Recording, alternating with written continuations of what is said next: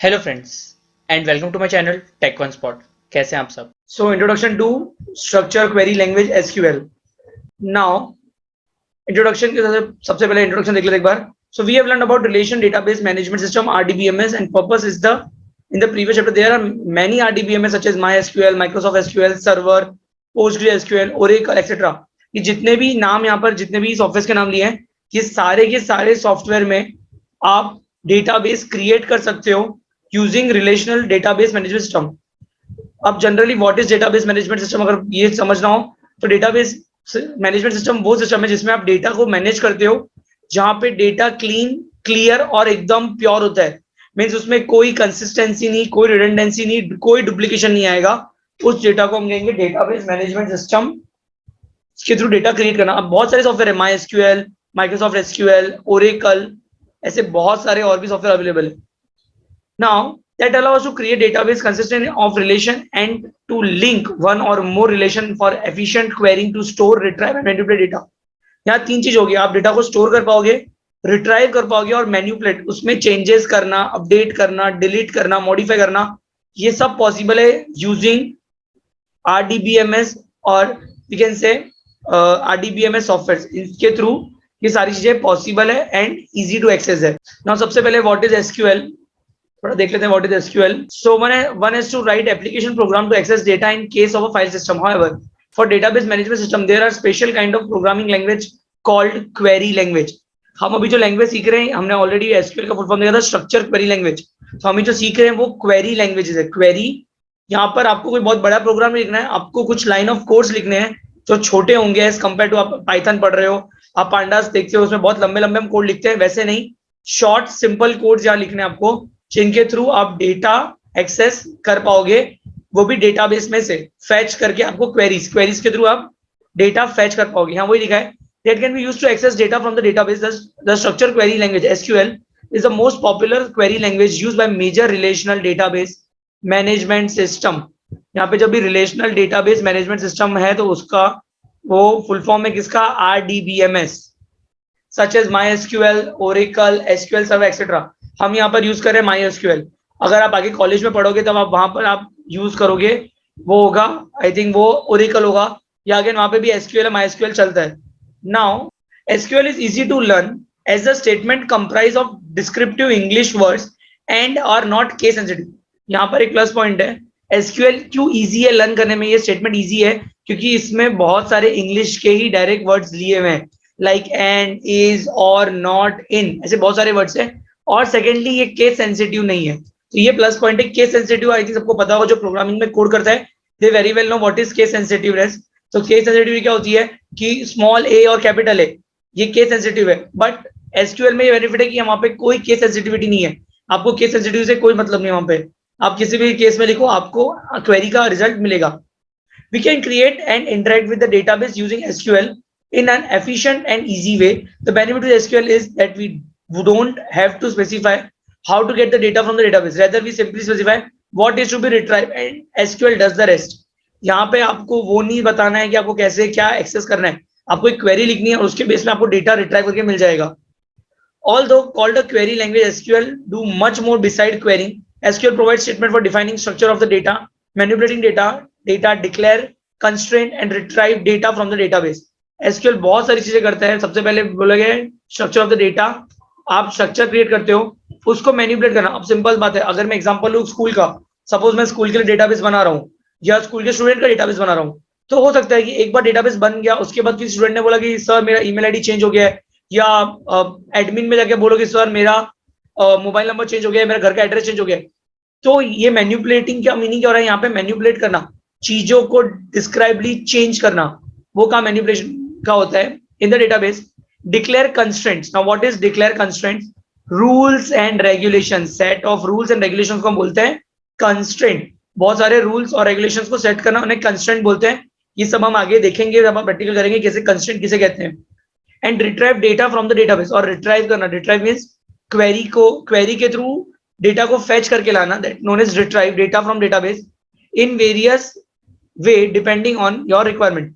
आपके रिक्वायरमेंट के हिसाब से आप डेटा बेस को एक्सेस कर सकते हो. ना यहाँ प्रोसेस बताइए, हाउ टू इंस्टॉल MySQL इस पे ऑलरेडी वीडियो बनाया हुआ है मैंने और उसकी लिंक डिस्क्रिप्शन पे रख दूंगा और ऊपर आई बटन दे दूंगा, तो वहां से फेच कर लेना उस पर्टिकुलर वीडियो को और देख लेना कि कैसे आपको क्रिएट करना है, सॉरी कैसे आपको डाउनलोड करना है, इंस्टॉल करना है MySQL। Now data type and constraint in MySQL। ये स्टार्ट करने से पहले, ये चीज स्टार्ट करने से पहले एक बार मैं आपको इंटरफेस दिखा देता हूँ MySQL का। मैं आपको दो अलग चीजों का इंटरफेस दिखाऊंगा, एक तो MySQL क्लाइंट, दूसरा MySQL वर्कबेंच, क्योंकि जो सॉफ्टवेयर मैं डाउनलोड और इंस्टॉल करवा रहा हूँ उसमें दोनों अवेलेबिलिटी है। सो यहाँ मैं क्लिक कर रहा हूँ, सबसे पहले मैं लिख रहा हूँ MySQL और यहाँ पे वर्कबेंच लिखा रहा है और नीचे यहाँ पर क्लाइंट लिखा रहा है। सो वर्कबेंच पे क्लिक कर रहा हूँ सबसे पहले मैं, एंड अब मैं यहाँ पे लोकल इंस्टेंस पे क्लिक कर देता हूँ। सो यहाँ पे आपको दिख जाएगा ये एक लोकल इंस्टेंस बनाया हुआ है, ये कुछ क्रिएट किया हुआ था, इसको मैं रिमूव कर रहा हूँ राइट नाउ। और अब यहाँ पे आपको दिख रहा है ये वर्कबेंच है, इसके में जैसे नॉर्मल क्वेरी लिखते हो वैसे आप यहाँ क्वेरी लिख सकते हो। बस यहाँ एक बेनिफिट है कि ये SQL का GUI फॉर्मेट है, ग्राफिकल यूजर इंटरचेंज फॉर्मेट। और सेकेंड जो फॉर्मेट है वो यहाँ पर, जैसे MySQL लिखता हूँ और मैं जा रहा हूँ कमांड लाइन क्लाइंट, मैं यहाँ क्लिक करूंगा, ये मुझे पासवर्ड मांगेगा, मैं बोल रहा हूँ जो भी मेरा पासवर्ड है मैंने डाला यहाँ पर। और अब मैं यहाँ पर क्वेरीज दे सकता हूँ, जो क्वेरीज यहाँ होंगी वही क्वेरीज वहां होंगी। अगर आपको जो कोई कंफ्यूजन होगी, सॉरी अलग है नहीं है, देखो यहाँ मैं लिख रहा हूँ एक command show databases, sorry spelling wrong थी, शो डेटा बेसिस। यहाँ पे डेटा बेसिस शो हो जाएंगे आपको, check 1 2 3 MySQL school student SYS university world. Similarly अगर मैं यहाँ पे भी लिखूं शो डेटा बेसिस और अगर मैं इसको भी रन करूं तो यहां पर भी आपको वो सारे डेटाबेस के नाम एज इट इज शो हो जाएंगे जो वहां पर थे, सारे के सारे। सो दैट्स वाई जो मैंने कहा था कि इट्स अप टू यू, आपको क्या यूज करना है। आपको वर्कबेंच यूज करना है, आप वो यूज कर सकते हो, और अगर आपको MySQL क्लाइंट से पढ़ना है तो क्लाइंट वाला ऑप्शन भी आपके अवेलेबल है, आप यहाँ से भी पढ़ सकते हो। जो मैं वीडियो आपको बताऊंगा डाउनलोड इंस्टॉल करने के लिए सॉफ्टवेयर, उसमें ये दोनों पैकेज आपको मिल जाएंगे, आप दोनों में जो यूज करना चाहो एज पर योर कन्वीनियंस आप उसे यूज कर सकते हो। चलो मैं ऐसे भी क्लोज कर रहा हूँ और मैं आपको जो भी सिखाऊंगा वो इसी पे सिखाऊंगा, MySQL क्लाइंट। सो आपको इजीली समझ आ जाएगा, और अगर लगेगा बीच बीच में मुझे तो मैं आपको सर्वर MySQL वर्कबेंच में वो क्वेरीज करके रन करके दिखा दूंगा। Now first we start with the data type of attributes. कुछ डेटा टाइप्स, अब ऑलरेडी आई थिंक आप लोग familiar what is data type, क्योंकि ये मे बी आप सबने पाइथन पढ़ा है, so you are very much familiar with what is data type. Data type like string, integer, float, boolean, list, tuple. वैसे ही MySQL में भी कुछ डेटा टाइप्स होती है, एंड व्हाट आर दे। सबसे फर्स्ट डेटा टाइप है वो है कैर। नाउ कैर क्या करेगा, कैर हेल्प करेगा स्टोर करने में कैरेक्टर्स को। अगर आपको कैरेक्टर स्टोर करना है, किसी का नाम स्टोर करना है, किसी का कोई भी पर्टिकुलर एड्रेस स्टोर करना है, तो आप यूज कर सकते हो कैर। एंड वैसा ही सिमिलर एक और डेटा टाइप है जो है वेर कैर। दोनों में डिफरेंस रहता हूँ, वेर कैर भी वही काम करता है, वेर कैर में भी आप डेटा स्टोर कर सकते हो, कैरेक्टर्स का डेटा टाइप स्टोर करते हो, बट अब दोनों में difference, what is difference between char and varchar. First difference है कि जो कैर है उसमें वैल्यू 0 से 255 कैरेक्टर जितनी ही होगी, मीन्स आप 255 से ज्यादा कैरेक्टर्स उसमें लिख नहीं सकते वहां पे। सेकेंडली यहाँ पर अगर वेर कैर की बात करूं, सो वेर कैर में जो वैल्यू है वो 0 से लेके 65,535 इतनी ज्यादा वैल्यूज अवेलेबल है, मतलब इतना बड़ा नाम आप किसी को भी दे सकते हो। ये फर्स्ट डिफरेंस था कैर और वेर कैर में। सेकंड डिफरेंस, ये कई बार पेपर में आता है, difference between char and varchar. Char is fixed in length, char क्या है वो फिक्स्ड है, किसमें, लेंथ में, जबकि जो वेर कैर है वो वेरिएबल लेंथ डेटा टाइप है। मीन्स इसका एग्जांपल समझना, सपोज आपने कहीं लिखा कैर और आपने कैर में डेटा दे दिया डेटा टाइप 50, आपने डेटा साइज 50 दिया है और शायद किसी का नाम हार्डली 10 कैरेक्टर में कंप्लीट हो रहा है, तब भी वो 50 कैरेक्टर की स्पेस ऑक्यूपाइड करेगा। जबकि वेर कैर थोड़ा अलग है इससे, वेर कैर में अगर मैं दे रहा हूँ वेर कैर 100 और अगर किसी का नाम 10 कैरेक्टर में कंप्लीट हो रहा है, तो बची हुई जो 90 जो कैरेक्टर की जो भी मेमोरी होगी वो हमें फ्री मिल जाएगी किसी और जगह पे यूज करने के लिए। जस्ट जो मैंने आपको बताया वो यहाँ सेम लिखा हुआ है, if data does not have a 10 character, for example city has a 4 character, MySQL fill the remaining 6 character with the space padded on the right. जबकि यहाँ पर लिखा है varchar 30 means maximum 30 character can be stored, but the actual allocated byte will depend on the length of enter strings. So city in varchar 30 will occupy the space needed to store 4 character only. तो city यहाँ पे 4 character store कर रहा था, जबकि वहां पर कितना शो करेगा 10। So this is the difference between char and varchar. दोनों डेटा टाइप कैरेक्टर स्टोर कराने में काम आते हैं, but generally if you are अगर आपको कोई बहुत बड़ा, इफ यू आर डेवलपर और बड़ा कोई बना रहे हो डेटाबेस, तो मेरे हिसाब से आपको यूज करना चाहिए वेरकेर, ताकि आपको जो डेटा मिले वो एकदम सफिशिएंट हो और आपको मेमोरी भी अच्छे से एलोकेशन हो सके। नाउ इसके बाद नेक्स्ट है integer. Integer specify N integer value. Of course आप सबने प्रोग्रामिंग पढ़ी हुई, तो आपको पता है what is integer. Integer store करेगा नंबर्स को स्टोर करना है तो आप इंटीजर स्टोर कर सकते हो। यहाँ पर इंटीजर का टाइप दिया हुआ है, अलाउड इंटीजर टाइप, और उसने उनके डेटा टाइप बताया हुआ है। Similarly float, hold number with decimal points. अगर आपको कुछ पॉइंट डेसिमल्स में लगाने हैं तो आप क्या यूज करोगे, आप फ्लोट डेटा टाइप यूज करोगे। Similarly date, the date type is used for data dates in YYY MMDD format. YYY is the 4 digit. Now date के या फॉर्मेट क्या है, triple Y is your year, like 1996, 2001, 2008, 2012, 2022, ये year हो गई। Month 0 से 12 के बीच में कोई भी मंथ, और डेट 0 से 31 के बीच में कोई भी डेट आप इंसर्ट कर सकते हो। सो ये फॉर्मेट है डेट का। तो जब मैं आपको भी सिखाऊंगा कैसे डेटाबेस बनाते हैं, कैसे क्रिएट करते हैं, टेबल कैसे क्रिएट करते हैं, डेटाबेस को, टेबल को कैसे यूज करते हैं, कैसे डेटा इंसर्ट होगा, उस टाइम पे मैं आपको ये करके बता दूंगा कैसे आपको डेट को मेंशन करना है। So before starting with constraint, let first create a small database. So you have a knowledge कि database कैसे create होता है। So again मैं MySQL में आ रहा हूँ, MySQL command line client। Now यहाँ पे सबसे फर्स्ट जो मुझे लिखना है, यहाँ से सबसे फर्स्ट मुझे लिखना है वो है command to create a database.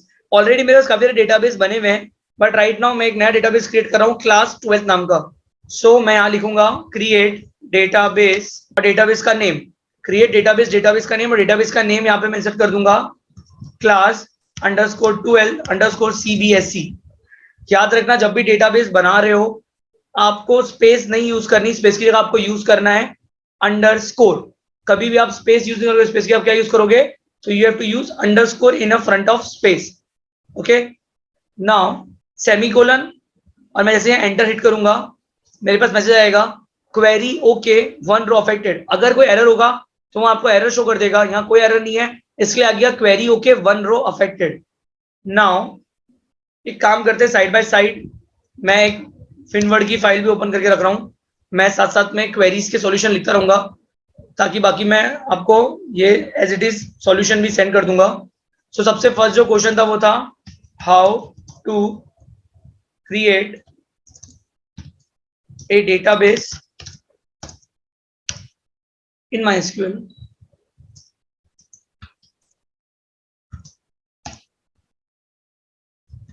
Solution okay. Next command क्या होगा, अब आपने डेटाबेस क्रिएट कर लिया ना, अगर आपको देखना है कि आपका डेटाबेस क्रिएट हुआ है या नहीं हुआ है तो क्या लिखोगे, show data basis semicolon enter.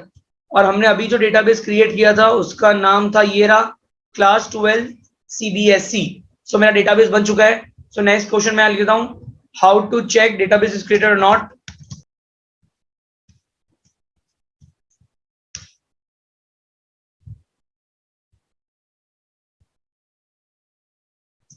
Now question number 3, हमने डेटाबेस क्रिएट कर लिया, उसे यूज कैसे करेंगे। सो अगेन उसके लिए कमांड है जो है यूज, और डेटाबेस का नाम क्या है यहाँ पर, क्लास _12 CBSE सेमीकोलन, और मैं एंटर करूंगा और यहाँ लिखा हुआ आ गया है डेटाबेस चेंज्ड। जैसे ही मैंने एंटर किया डेटाबेस चेंज, अब मेरा जो डेटाबेस है वो कौन सा है, class 12 CBSE। So third question आता है how to access created database.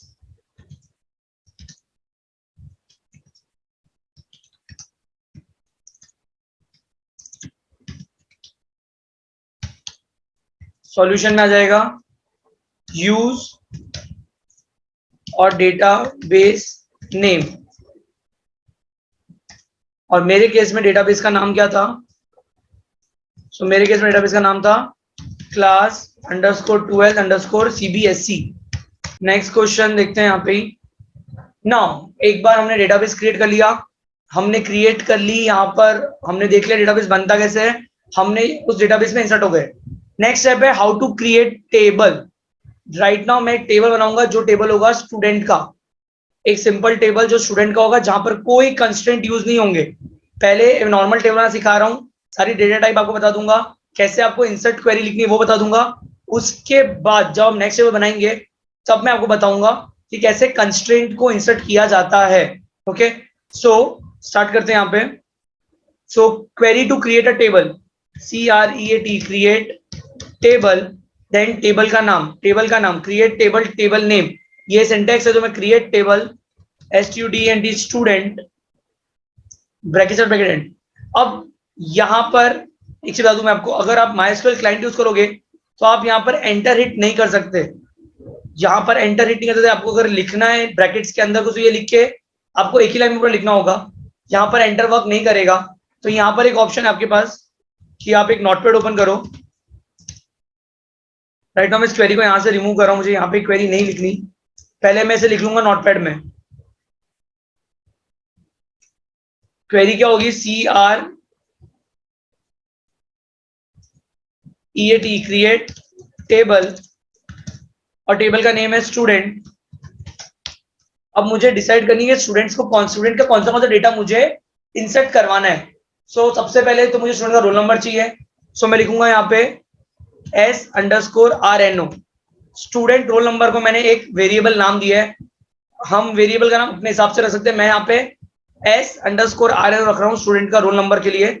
आप चाहो रोल नंबर पूरा लिख सकते हो, चाहो तो S roll number, S_ roll number, जो लिखना है आपका कॉल है वो S_ रोल नंबर। अब रोल नंबर में किस तरह का डेटा इंसर्ट होगा, ऑफ कोर्स तो वो होगा इंटीजर। सबको पता है रोल नंबर इंटीजर होते हैं, सो इंटीजर। देन कॉमा, नेक्स्ट ये यूजर जो भी स्टूडेंट है उसका नाम, सो S_नेम, यूजर का नाम तो S_नेम, और नेम आएगा वेर कैर में, वेर कैर। हमने अभी पढ़ा था डिफरेंस बिटवीन वेर कैर और कैर, मैं यहाँ यूज कर रहा हूँ वेर कैर को। आप चाहो तो आप कैर भी ट्राई करके वहां पे देख सकते हो। वेर कैर, और वेर कैर में मैं यहाँ वैल्यू दे रहा हूँ 100। Again comma, then S_ roll number हो गया, नेम हो गया। नाउ ईमेल, अगेन ईमेल में वेर कैर आएगा, अगेन यहाँ आएगा 100, comma, then S_ contact, contact है तो मैं लूंगा वेर कैर। रीजन है मैं इंटीजर इसलिए नहीं ले रहा क्योंकि इंटीजर की एक लिमिट है।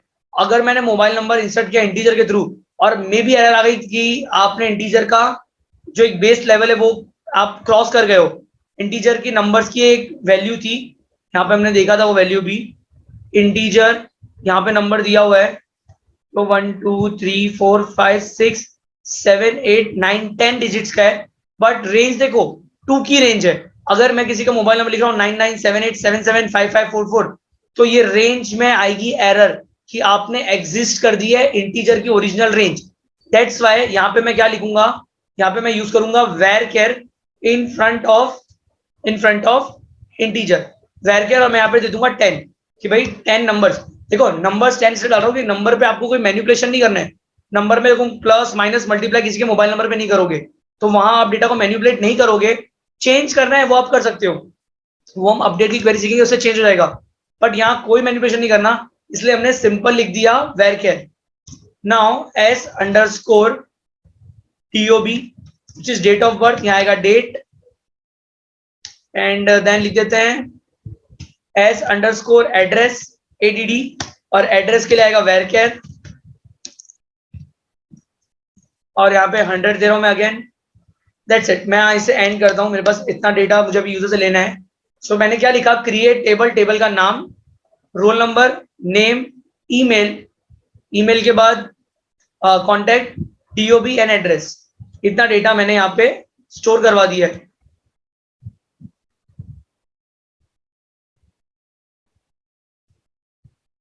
ओके, नाउ इसे इस क्वेरी को रन करके देखते हैं। तो मैं यहाँ से कॉपी करूंगा, MySQL में जाऊंगा और यहाँ पेस्ट करूंगा।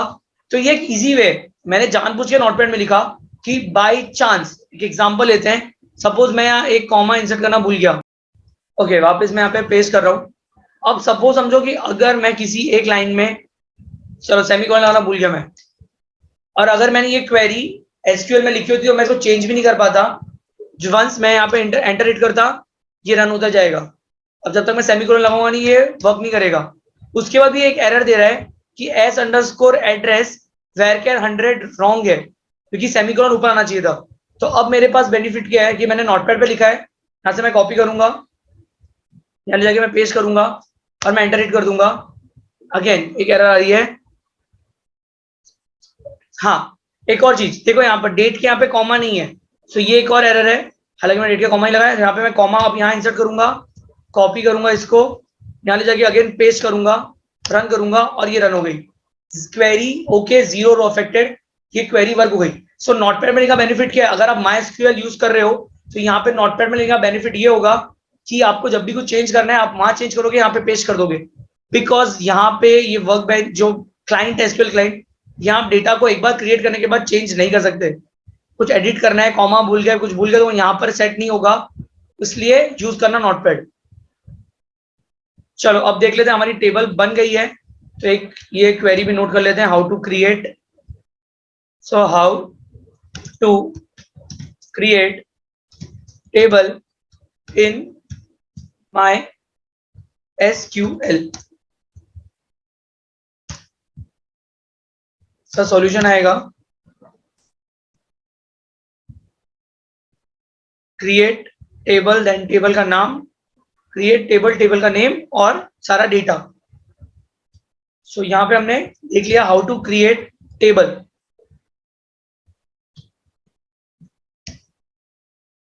अब नेक्स्ट हमने टेबल बना तो ली, बट मुझे चेक करना है कि मेरी टेबल कैसी दिख रही है, क्या उसका स्ट्रक्चर कैसा है।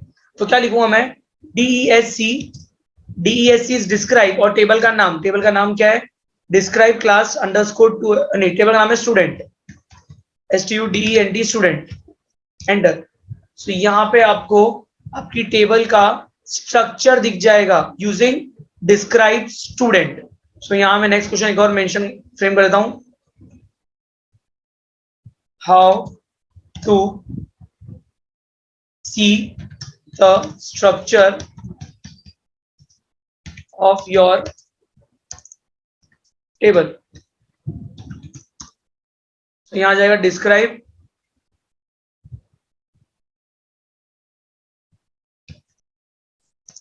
और उसके बाद टेबल का नाम, तो मेरे केस में स्टूडेंट है। आपको ये वीडियो पसंद आई है तो please like, share and subscribe to my channel tech one spot. Thank you guys for watching this video.